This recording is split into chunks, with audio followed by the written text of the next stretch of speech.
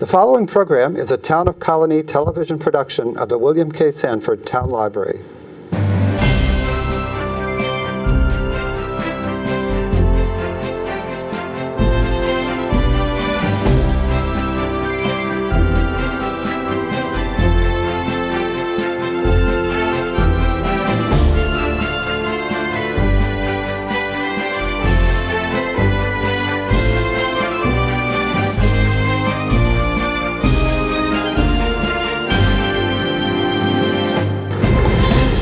Hi, welcome to Getting to Know You.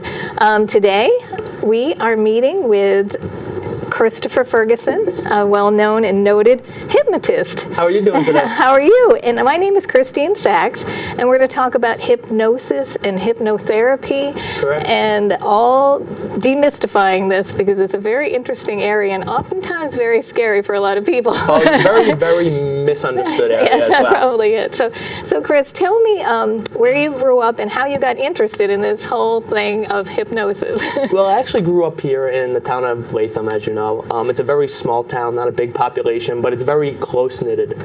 So I feel like that has helped me in a lot of ways, reach a lot of people. Right. Every time I have a successful story, the story seems to carry pretty far. Right. But as far as getting into it, it was pretty When you much... were a child, did you know? Yes, I did a lot of magic. I was always doing magic tricks, right? Magic trick. And when you're doing magic, you always want to do the next big trick. Mm-hmm. So eventually, everyone in my school was asking me to levitate, do things like that.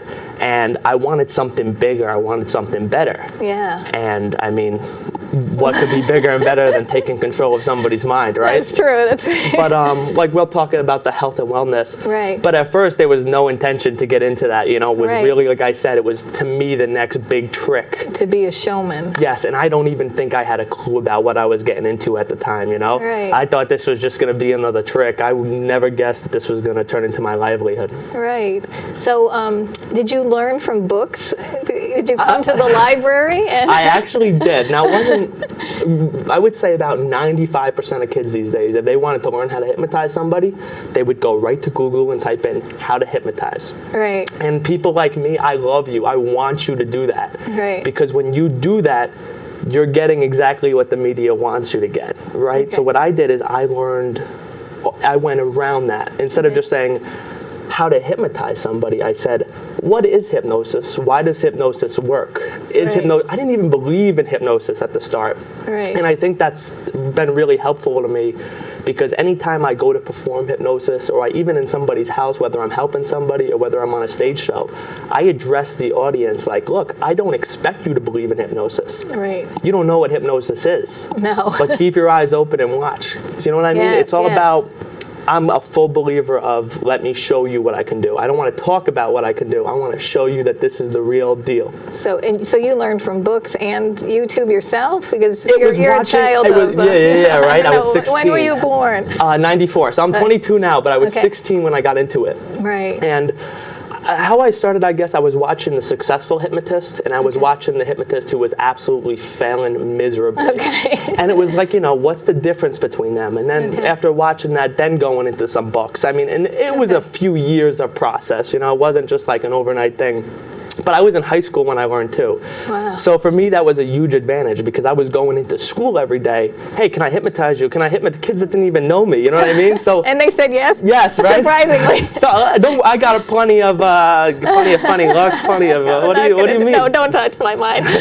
Yeah, but I feel like a lot of people when they're older, they don't get that opportunity. You know what I mean? Right. That same opportunity that I have, the hands-on, the everyday 5-6 people. I mean, it came to a point where I was missing class just to go hypnotize people. I was obsessed with it. I loved it. And it's, at 16 years old, I learned what I wanted to do for the rest of my life. That's great. That's so great when you find that. I mean, you definitely know. I was a little bit of a lost kid too, so it definitely helped out.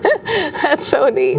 Now, can anyone learn hypnosis or do you have to have a gift? And I really think that you are gifted. But I think that if we were to just say on the front of it, can anybody be hypnotized? Yes, absolutely. Anybody can hypnotize somebody else or hypnotize yourself. But that's not what makes the hypnotist. Hypnosis is easy. What makes the hypnotist is what happens after the client is hypnotized or the subject is hypnotized. Right. If somebody's, what makes me different as a hypnotist is how I take care of people. I'm a huge into health and wellness, and I love my entertainment more than anything in the world. Right. But I feel like my purpose on the face of this earth is to help people. Right. So I think my gift is not the fact that I can hypnotize people, but that I can pull people out of it once they're hypnotized. I think my gift is that I communicate with people so well. I can understand people. And I don't think people get like a vibe like that with me. You know, I don't think people get oh, this kid's, you know, trying to. I think people realize I'm a very down-to-earth person. I tell people, one of the first things I tell my clients every time is I've made more mistakes in my life than you will make within the next 30 years, okay? And I'm 23. You've made more than I have in my life. Yes, exactly. Probably true, because I was pretty perfect. And it's funny, and people will look at that and be like, no, but I've been around the block. I've lived in New York City. I've traveled a lot. I've done a lot of shows. I've met a lot of clients. I mean, I was hypnotizing cops and veterans when I was a 17, 18-year-old kid, you know? Wow. And do you actually see what's in their head when you're hypnotizing, or not so much? You feel the pain? I feel it. I feel it. And like, vibes are a real thing. It's science. This is not me going off the deep end. This is real facts. Energy. I feel people's energy when I'm hypnotizing them. I get their vibes. I know how they're feeling. And that is my gift. That is how, okay, if I'm hypnotizing somebody and I find a happy place for them, and I kind of go through their mind and I weed out things and I pick and let's connect this and this and put that together because this isn't working. You know, I don't textbook it, so to say. It's not like every hypnosis session I have a list of people and it's like, okay, this is what I'm going to say to them off a script. Right. I go into these people's houses or I go on stage and I free wing it every time. I do it whatever is going to be the best way for you. Right. I adapt the hypnosis to the person. I never adapt the person to my hypnosis. That's excellent. That's the way to do it. I mean, that's so neat. So how does it work? I mean, what kind of a state are we in when we're being hypnotized? Because people are so afraid. Yes, and people. Here's the thing: a lot of people don't believe it, you know. And even, like I said, I didn't believe it at first. When people ask me, I can go into detail. I could sit here with you for hours and show you how the mind works. But really, just to simplify it in a few words, I tell people, do you know anybody that sleepwalks? And they say, yeah, of course. You know, my friend, my mom, my brother. Yeah, it's a funny story. My daughter got up and slept walk one day when she was little. She was probably 4, and she walked over to her Barbie vanity and thought it was the toilet. and we're like, what are you doing? We got up and we had to clean the vanity. Exactly what you just said, though. It's when people are sleepwalking, you can tell them crazy things and they'll believe it. You can say, right now we're in paradise. And some people, when they're sleepwalking, That's great. Yeah, so pretty much it's exactly just taking somebody and putting them in a sleepwalking state of mind. It's just their subconscious mind, taking them to that. And I think in entertainment, I put a good twist on it. You know what I mean? I don't tell people, they're just sleepwalking. I make myself seem like the mysterious hypnotist that puts people under. Right. But no, really, it's simple. The hypnosis is the simple part. What comes after the hypnosis is where it gets really difficult. Yeah, so should people be afraid to be hypnotized? Like, absolutely will you always get them out of this state? That's a fear. People are like, we hypnotize ourselves every day. So it is 100% impossible to get stuck in hypnosis. And it's so funny because that's like the news headline. That's what you see so much nowadays, But no, if I would hypnotize somebody and I left them there, what happened was eventually they would just fall asleep and wake up. Like I said, like they're sleepwalking. If somebody's sleepwalking, laid down, a few hours later they wake up. But I definitely think that, if people choose a hypnotist, don't necessarily look. There is no such thing as a certified hypnotist. A certified hypnotist does not exist. A lot of it's scam. You have very, very reputable programs, but it's very cookie cutter textbook. Mm-hmm. When you go to a hypnotist, the first thing you should do is sit down and talk to them, and within 10 minutes you'll know whether the hypnotist is right for you. Right. People come to me, I say, look, I don't want your money, I don't want anything, let me talk to you for 10 minutes. I talk to people for 10 minutes, I explain what I do, why I do it. Mm-hmm. If at the end of that 10 minutes you feel like it's not enough for you, then I don't want to work with you. Right. I want to work with people who come to me and want the help, who need the help. And I'll be honest, most of the clients I have, I was not their first option, you know. Right. I would say about 90% of the clients I have tried medication, have tried doctors, have tried therapists, you know, talking to people. And we'll talk a little bit about that later. Right. I think that you need about the medication and stuff. Right. But these are people who have no doors left to turn. These are people who pretty much come to me and say, look, I'm out of options. My daughter, my son, we're really in a lot of pain. Or people themselves might reach out to you. Have nowhere to turn. Because like I said, people don't know if hypnosis is going to help. They don't know anything about it. They just know, look, I'm out of options here, and let's try it. And what about... what was I going to say? Oh, you can't hypnotize everyone. Is it true that you can't hypnotize everyone? Everybody can be hypnotized. Everyone 100%. can. Yes, 100%. Because I was talking to a friend and she's like, I've tried it several times and I cannot be hypnotized. She has trouble sleeping. See, absolutely, she could be hypnotized. That's why the frustration. It's such a scammable market, like I said, because there's no certification. So people, you know, will hold these things at the local hotel. Oh, for $50, come and get hypnotized. You know, it's a very... And cure whatever ails you. Yeah, it's a very scammable market, and that's the truth behind it. That's true, it is. And I think that's what's made it so hard for hypnosis to surface to the mainstream population, Right. you know, is that you have so many scammers and stuff. Like your friend, people go to these people and they come out, oh, it didn't work. It didn't work. I've tried with several people, it didn't work, you know. So that's interesting. And I feel like, you know... So you haven't met anyone that you couldn't hypnotize? No. And, you know, I'm on a kind of a mission right now in my life. You know, I'm a 22-year-old kid. And like I said, there are great therapists, there are great hypnotists who help people. But I'm kind of trying to attack that market where nothing is getting done. You have hypnotists, you have counselors who just collect paychecks and nothing ever gets done. True. I just go in with results. That's it. If I don't succeed, then I fail. And there's no sugarcoating it. There's no, oh, well, it's her fault this, it's her fault that. When you go in, it's either you succeed or you fail. There is no middle point. And I think that's what's made me such a great hypnotist. All right. So let's talk about you as a showman. And I've talked to several networks and TV networks. And what kind of things are happening there for you? I cannot go into too much detail. But what I can say is over the last few years, I have been filming nonstop. I have been working on clients nonstop. I have results. I have everything I need, and we're getting close. So as I'm closing up, I'm really excited to just expose it to the world. And that's really what I've been trying to do. Is I was 16.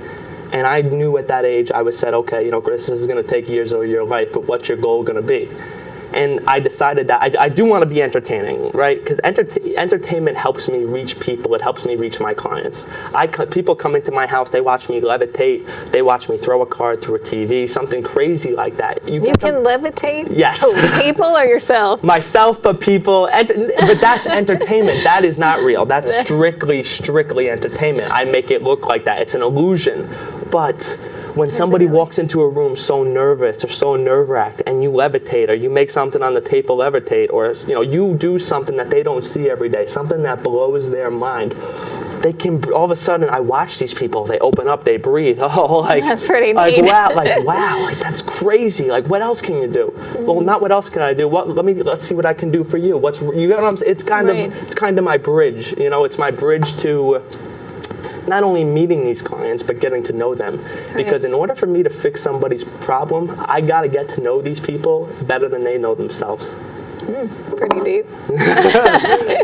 Pretty amazing. So simple, what does a person look like when they're hypnotized?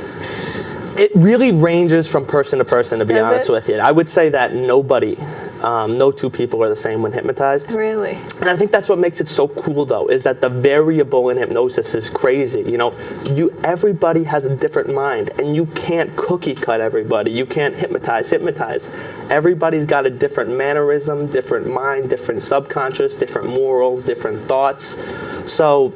And some people take longer to hypnotize than others, is that true? Yes. Or to get to the state? Yes and no. And what's so tough is that you have, in your psychology book, I used to at school get in so many arguments with my psychology teachers. And like I said, I'm not trying to come off as an arrogant 22-year-old kid, but you have teachers who teach wrong information, and it's just flat out wrong. There is no other way to word it. You know what I mean? You can't say to them, oh, excuse me, sir, about the, oh, and then they try and shut you down immediately. And then one day I got up in class and I stood up and I said, that is absolutely wrong. And it's so frustrating to me.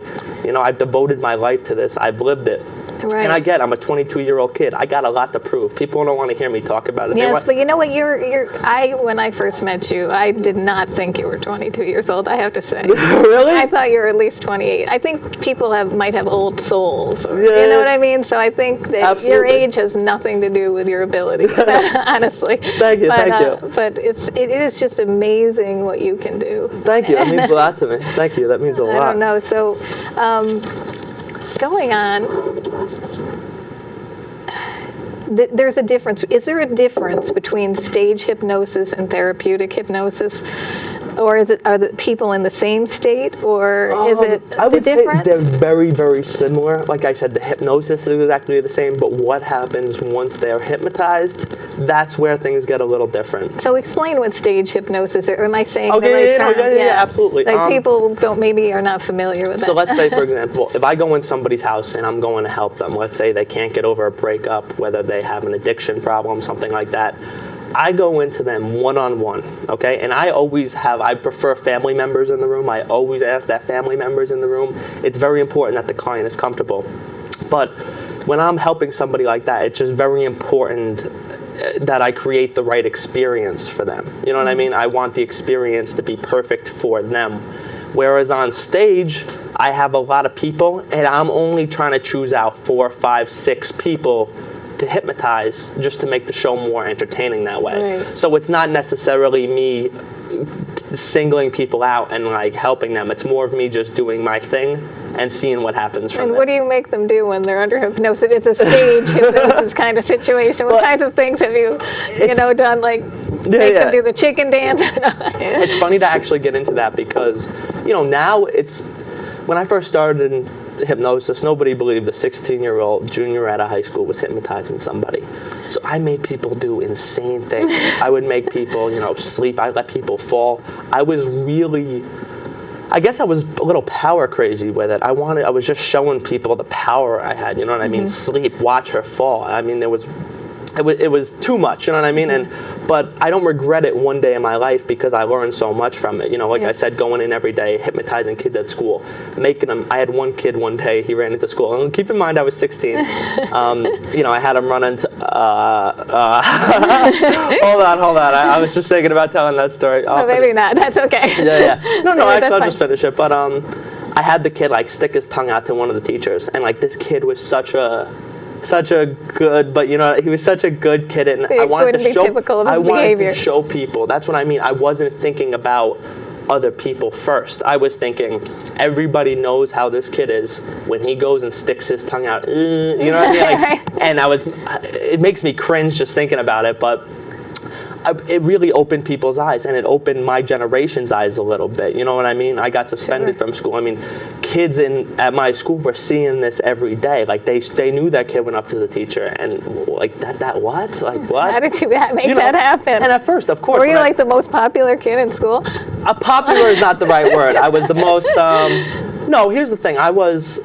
I didn't have a lot of friends in high school. I had a few good friends, but I didn't have a lot of friends. Right. So I was like I said, I had the opportunity from morning till my goal was hypnosis. I wanted to learn more about it. I wanted to experiment with it. I wanted to know everything about it.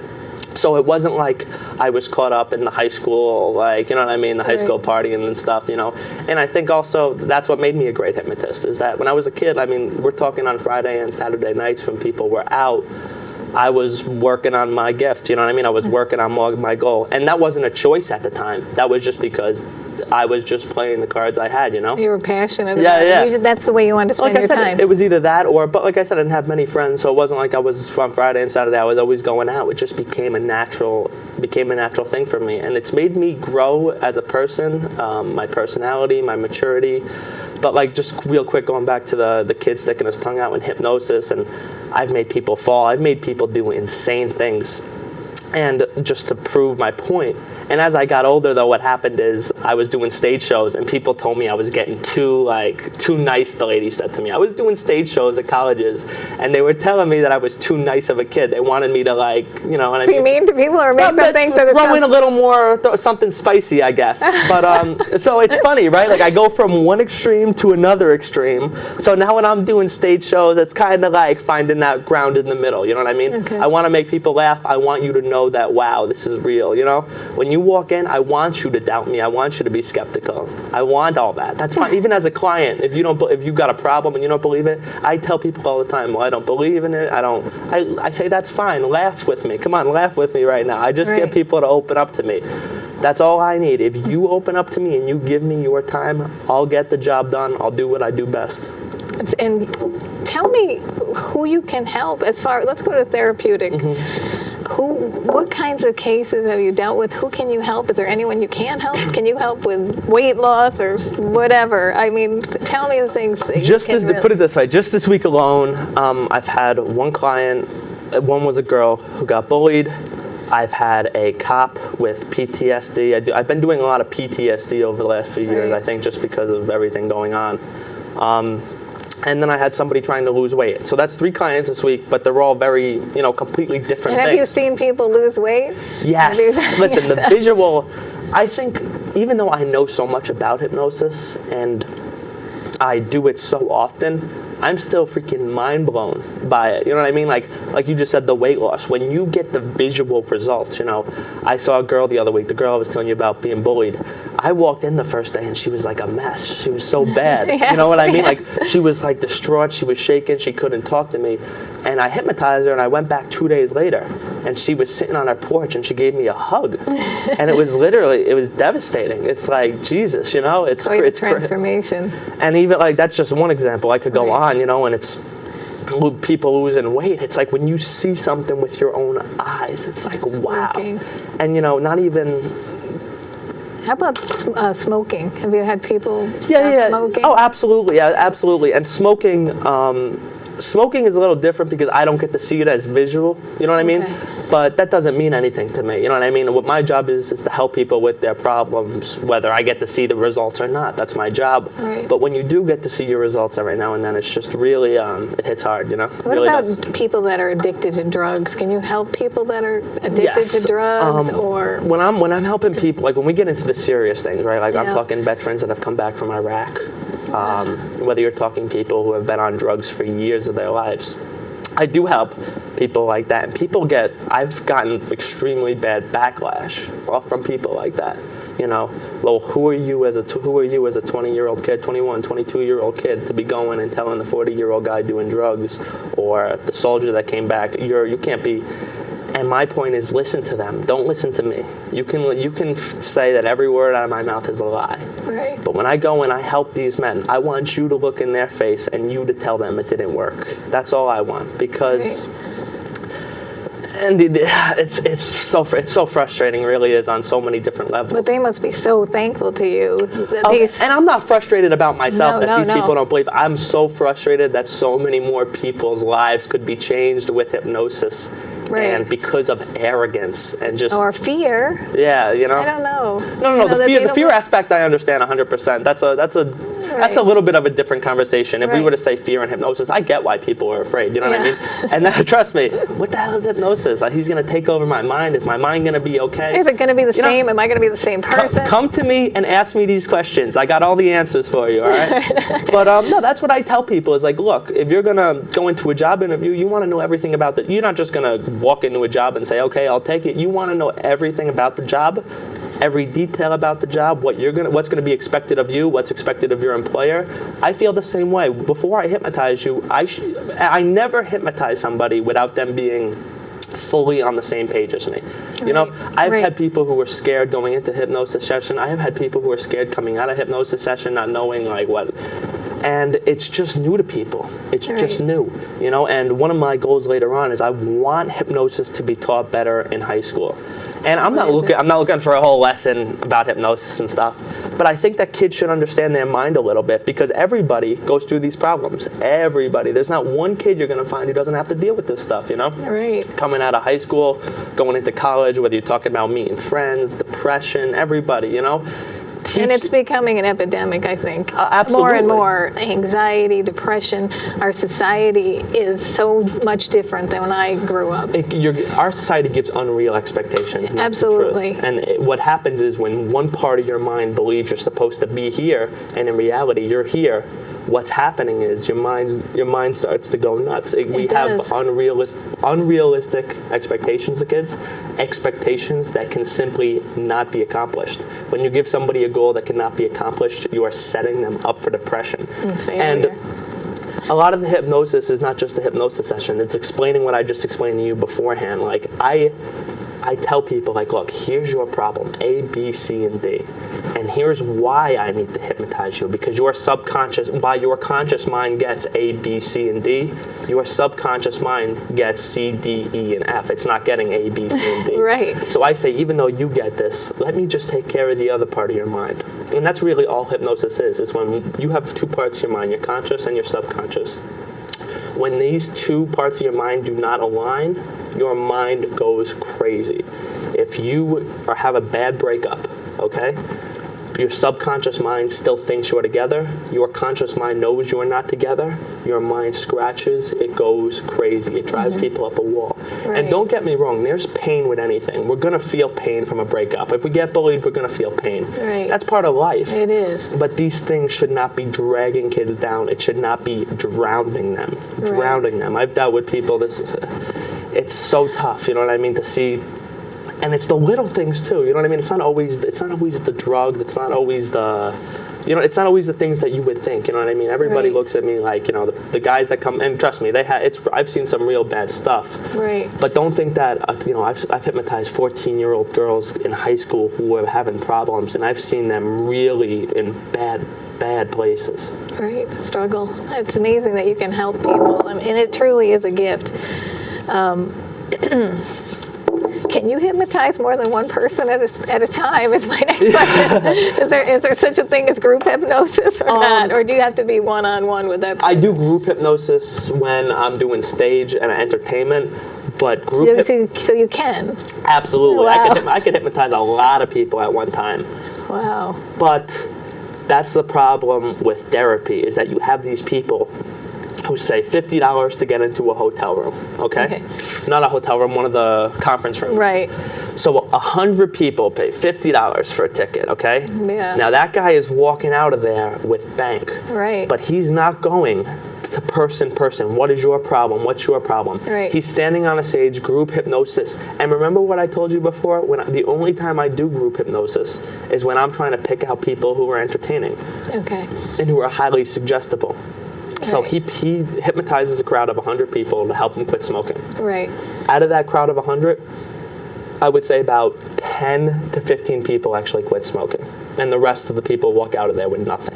Why? Because to really get the fullest out of hypnosis, it's got to be one-on-one. It's got to be emotional. It's got to hit hard. And that's what I feel like. Put it this way. I was talking to a hypnotist the other day, and we got into a strong disagreement. And he was talking about, you have people's problems, and you tell them to imagine them in a balloon, and for the balloon to disappear and their problems to go away. Right. And I still do that at the end of my hypnosis session or something, blah, blah, blah. But if you got a guy who came back from Iraq, or a kid who's having a hard time waking up every morning, telling a kid his balloon is going away and the problems ain't going to fix anything. No. Okay? You've got to get to the kid, you got to get to his mind, and you got to solve it fast. The longer these problems go on, the bigger and better they get. When I say better, I'm structured. The better word is stronger. The bigger and stronger they get, they start to overpower people. You got to attack it hard. And early. And listen, I understand as a 22-year-old kid, you said it, you're a little scared of hypnosis. People are scared. I'm a little scared, honestly. I know, and that's what I tell people all the time.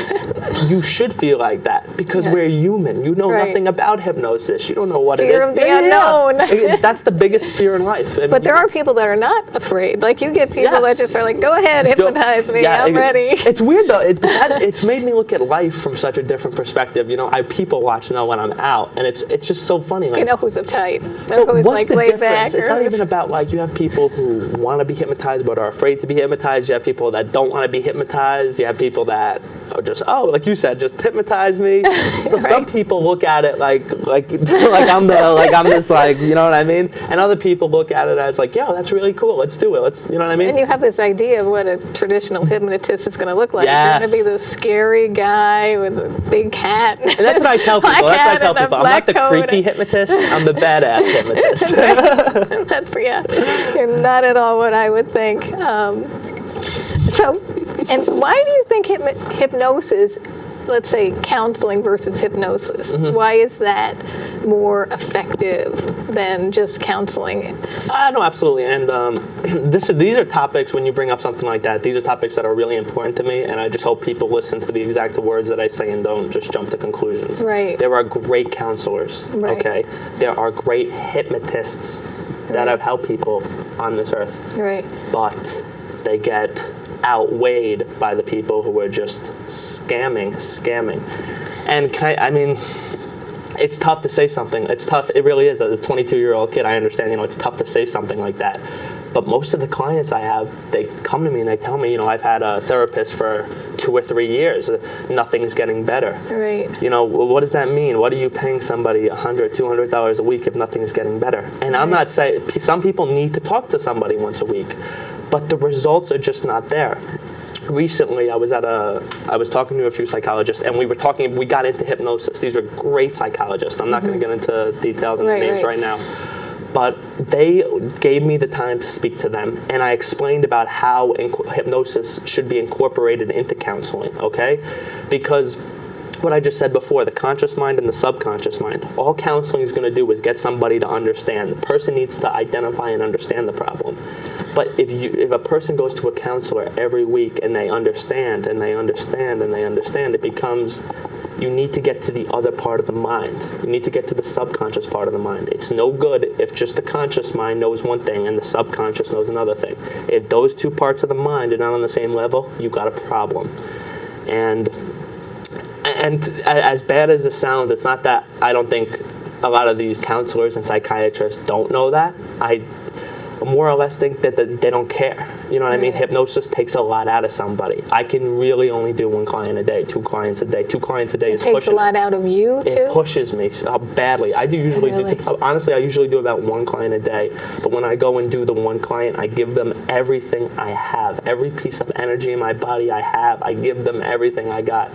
And you're exhausted. Oh, but my mom, she says it too, you know what I mean? And trust me, my mom was never like that. My mom was always the person, at first she was iffy on the hypnosis. Get your ass out and get a job, you know? Right. The typical. Why can't you just be an accountant? No, really, right? Why can't you just live a normal life and not have to put me through this stress? But I truly think that you are amazing. And another question people might have, like, if someone is on medication for anxiety or depression, can you still treat them with hypnosis? Absolutely. I mean, I have been on more medication in my life than people will have. I mean, I don't think there's a pill you can name that I haven't taken. You know what I mean? My doctor. Prescription, of course. Yeah, prescription. No, really, no. But I've had doctor, my doctor is great. I'm not going to get into it. So I really lucked out. I understand the value of a good counselor or of a good doctor or of a good teacher. I really, truly understand the value of it. It's something that money cannot buy these days. It really can't. Right. There was a guy he taught at Wagner College. His name was Real Ghosh, okay? Out of everybody at that college, right? Every single teacher. I have never met somebody who put their heart in every day. He was there not because he was there for the money or because he wanted to be an elite teacher. I mean, this guy went from NYU to Pace to Wagner, and he loved what he did. And I learned so much as a hypnotist from a guy who taught history. Wow. You know what I mean? And it's funny to think people don't realize. Oops. People don't realize like that, but it's not, my influences don't come from other hypnotists. That guy really did change my life. He did. Yeah, people ask me who else when I look at somebody. Walt Disney. He's a huge influence of mine. Not only because I love Disney World and I love the experience. That's what he did. He brought his imagination. I mean, you're talking about a guy who was fired from his newspaper for not being creative enough. You know, you had the authority telling this guy, you're not creative. And he takes his imagination and he builds this world that saves people. Like Disney, people don't realize it makes people so happy. It brings our childhood. And this is one guy who just took his imagination and said, I'm going to go for it. And I have a daughter who loves Disney. she's 17 years old. And I think that's where I get, anytime things get dark for me or anytime things look, I think, focus. At the end of the day, when you bring this concept to the world, when I bring my ideas and my experiments to the world, I know it will change the world for the better. It will. It's tough. I know it will at the end of the road. It's going to be a rough road, but I'm ready for it. I really am. I think you are.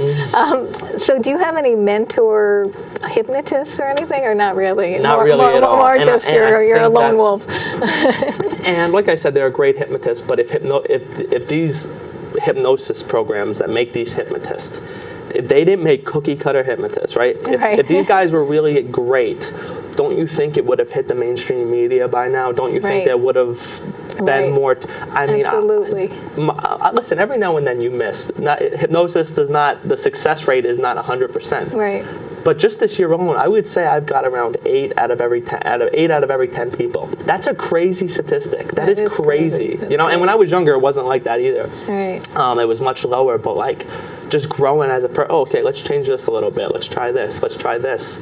And I was thinking about it before we actually did this interview. I was sitting down and I was like, if I would have told my 16-year-old self that I was going to start hitting 8 out of 10, I would have really started to. I would have been proud of myself, That's right, and can it be used in conconjunction with counseling or everything? Absolutely. Reflexology, acupuncture, anything else. And and it's tough though, because even the great counselors and the great hypnotists, they can't speak out because this is what these guys do for a living. They got families, they got kids, they got, you know what I mean? Right. So are they gonna make waves with people? Are they gonna make waves with the powerful people so that somebody's gonna come along and just shut them down and they can't do anything anymore? And I think that's what gives me the upper hand. I'm a 22-year-old kid. People have come at me my whole life, you know what I mean? Right. I'm ready for it. I know what's real, I know what's not, I know what's fact, I know what's fiction. And I know that this is the truth. So people can hate on me all they want, but what I bring to the table is the absolute real deal. It is the real deal too, I have to agree. So the last thing we'll talk about, because this is such an interesting interview, I have to say, self-hypnosis. What is that, and do you give that to help some of your clients? Do you teach them how to do that to help themselves? I don't want my clients, my clients let me into their house. I become part of their family. It's weird. I run into clients all the time that I met 5 years ago, and they come up to me, give me a hug. Because when you let somebody into your house, and like I said, I have to know them better than they know themselves.